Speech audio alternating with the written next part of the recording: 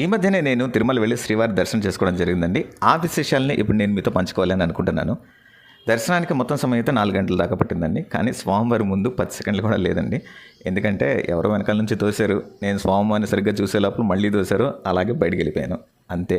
పోనీ గుడి బయటికి వచ్చిన తర్వాతన్నా ఏదన్నా నార్మల్గా ఉంటారంటే లేదు, బయటికి రావడానికి కూడా తోపులాటే. ఓకేనండి. అయినా బాధాకరమైన విషయం ఇది కాదండి, గుడిలో ఉన్న తోపులాట అండి.